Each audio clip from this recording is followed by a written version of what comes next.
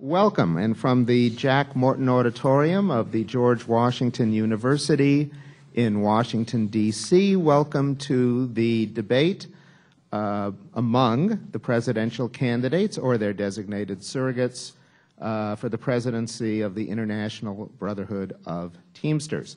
I'm Harold Meyerson. I'm the editor-at-large of the American Prospect magazine and an op-ed columnist for the Washington Post, and I am joined tonight by two terrific journalistic colleagues. To my left, Michelle Amber, who is a senior reporter for the BNA Daily Labor Report and Labor Relations Week, and to my right, Ryan Grimm, who is the D.C. Bureau Chief of the Huffington Post. And the candidates of whom we will be asking questions tonight, I'm going to introduce the candidates, then I'm going to go through the rules, and we will, at that point, begin the debate. From my left, we have Ken Hall, candidate for Secretary-Treasurer on Jim Hoffa's slate. Ken Hall joined the Teamsters in 1972. He's a member of Local 175 from Charleston, West Virginia, and is an international vice president at large and heads the Teamsters package division. In the middle, from my left or right, in the middle is Sandy Pope, who joined the Teamsters in 1978. She comes from, she is president of Teamster Local 805 since the year 2004, and she's a candidate for president. 5 years ago, she was a candidate for Secretary-Treasurer of the Teamsters. And the gentleman over here, Fred Giguere, joined the Teamsters in 1970, I said 1977, I may have that backwards. 72. 72, and you joined in 77, right? 76. 76, what the, okay. Fred Giguere, who is president of the Wisconsin Teamsters Joint Council 39, longtime Teamster official and candidate for president of the Teamsters Union. Now, what's going to happen is the candidates have drawn for the opening and closing statements. The opening statements, each candidate is entitled to a 90-second opening statement, and each candidate will be given at the conclusion of the debate 2 minutes for their closing remarks. In between the opening and the closing, the panelists and some members of the audience who've written out questions will be posing questions to the candidates. The candidate who was asked the question gets 90 seconds to answer, and then the other two candidates each get 45 seconds to respond. And I might add, if something, if one of us on the panel feels obliged to follow something up, we're going to do that. So everyone has been warned. And when the candidates have 15 seconds to go until their allotted time, whatever it may be, is up. I'm sorry, tell me your name again. Kaylin. All right, Kaylee will lift the yellow sheet. That means you've got 15 seconds. And the red sheet, which is more of a pink sheet, it means your time is up. I'll let you finish your sentence, but I won't let you finish your paragraph. So that's how that's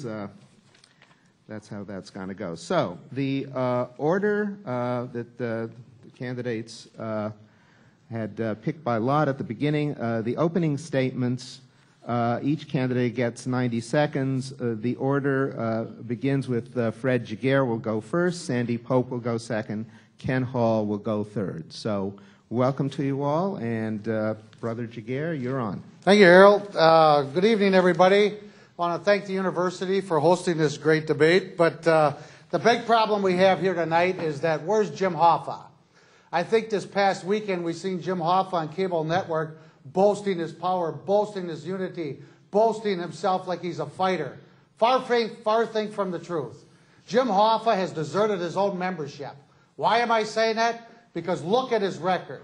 He leaves the members on the street that take on corporate America that are fighting for their pension. It happened in Wisconsin, Michigan, Ohio, Illinois. He's not fighting for the multi-employer pension funds. What's he doing?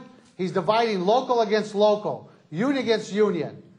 This is criminal as far as I'm concerned. He should be up here on this diocese and answering to the membership. He's afraid of the membership.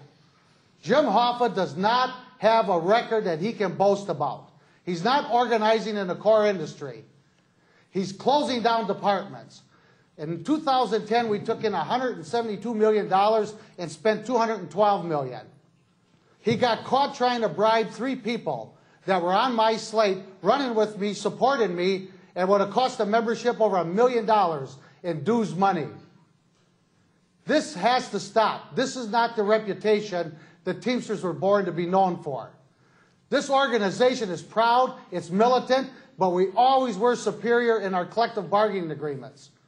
Nobody has any use of the Constitution anymore to fight for Article 12, Section 10, where there should be parity in the industry. What's happening with our public sector?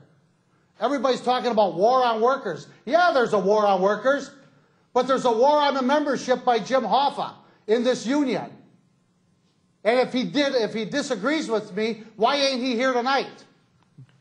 The membership is hungry for leadership, and he's not providing it. Okay, Mr. Jaguar, your time. Oh, thank you. Okay, thank you. All right, next the opening statement from Sandy Pope. Thank you. Good evening. I'd like to thank the moderator, panelists, guests, and all the Teamster members for the opportunity to talk with you tonight about the future of our union. This election is about choosing our general president for the next 5 years. Ken Hall is not in that race, but Hoffa knows that after 13 years, members have had enough of his empty promises. So he sent Ken here as his stand-in. I feel bad for you, Ken. Defending Hoffa's record, I wouldn't want that job. Over the last 13 years, Teamster members have faced concessions and pension cuts. Hoffa gave concessions to UPS when the company was making record profits. Management dominates the grievance procedure and is walking all over the contract. In the freight industry, Hoffa has driven our union over a cliff. The Central States Pension Fund is on the brink. Corporate America has launched a full-scale attack on working people. Teamsters in every industry are looking for action plans from our international union to help us fight back. We need a general president who will be a field general, not an empty talker-in-chief.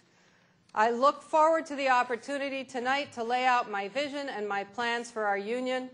We face tough times, but there's nothing wrong with our union that can't be fixed with what's right with our union. All right, the third opening statement comes from Ken Hall. Good evening. I'm Ken Hall, candidate for General Secretary Treasurer on the Hoffa Hall 2011 slate. I'm representing our team in this debate, and you're entitled to know why. If you choose to entrust our team with leadership of this union for another term, you will elect officers who work together to tackle the difficult issues that are confronting all of us. For the past 72 hours, Jim Hoffa has been the target of right-wing forces in the Tea Party and the Republican Party. He has been vilified on Fox News for speaking the truth, but Jim Hoffa won't back down. But I'll be damned if I would support him coming to this debate to have the two of you who have been sitting on the sidelines in this battle for America's workers attacking him, giving our enemies like Fox News and Rush Limbaugh more ammunition. Our members know where he stands because he's been fighting for them every day for the past 12 years. On the picket lines, in Congress, at organizing rallies, and on Wall Street, Jim Hoffa defends our members and fights for them. I'm proud of our record. Even in this economy, we've organized 130,000 new members and used all the resources of this union to protect our members in industries that have been hardest hit during the recession. And I'm going to spend the next hour talking about the plan and vision that the Hoffa Hall slate has for the next 5 years. If my opponents have real proposals or real alternatives to what we've done, let's discuss them. Because all I've heard from them is criticism, not a single plan. There's going to be a union after this campaign is over. Let's see if we can spend the next hour discussing ways to make it better rather than tearing it down. All right, we have opening statements. Hopefully we got applause out of our system until the closing statements. The first question goes to Sandy Pope, and it comes from me. Fred Jaguar alluded to organizing in core industries in his question and in his opening statement, and some of the partners that the Teamsters have in Change to Win have made a big deal about trying to get a certain level of density in core industries. The Teamsters have something of a reputation for organizing just about anything anywhere. And you've spoken about the Teamsters organizing more strategically. Do you think there's some workers, some industries that Teamsters shouldn't organize, and should there be more focus on just sort of the core industries where Teamster workers work? But are there any workers that Teamsters shouldn't organize? Probably. But I think that a lot of workers come to the Teamsters anyway to join us because we are the strongest union out there. I think that we do have to focus on core industries, and the way that we do it is by enforcing our contracts in our core industries, which hasn't been happening. Our members are getting shellacked out there, and once that we start to turn our attention to enforcing our contracts at UPS, in freight, at Waste Management, in the grocery industry, then those members will be our best organizers out there, and we'll be able to build. We have lost more jobs than we have gained in organizing because we have not been focused on protecting the jobs that we do have in those industries. Okay. You each get 45-second responses. Ken Hall, are there some members, some folks out there that Teamsters shouldn't organize? And have the union been focused sufficiently on the Teamsters' core industries? Well, I agree with Sandy. This is the strongest union under Jim Hoffa's leadership. But no, we represent, and we pride ourselves in representing everyone from A to Z, airline workers to zookeepers. And I don't think we're going to change that. But when we talk about the core industry, let's talk about what that is. We organize UPS Freight, which is the largest organizing. That's a core industry for us, in case some folks don't understand that. We organize freight. We have brought we organize CSI with that same company. So it is true that when workers are satisfied, they go out and help us do that. But yes, I mean, we're organizing the core industry every day. I think perhaps Sandy is confused with her local where the membership has actually declined. We've organized 130,000 workers in 3 years, even in this recession. Okay, time there. Fred Jaguar. Yeah, we organize anybody from A to Z. Anybody who knocks on our door, we should be organizing them. But the core industry is valuable to the current membership within the International Brotherhood of Teamsters, whether it be in the private sector, the public sector, the rail industry, the airline industry, whatever industry it is, we have to pay attention, because what happens is that if you've seen what happened with deregulation, we've lost a lot of our clout because a lot of our employers went out of business. And in 1980, when it was passed, we got hurt big time. So we have to concentrate on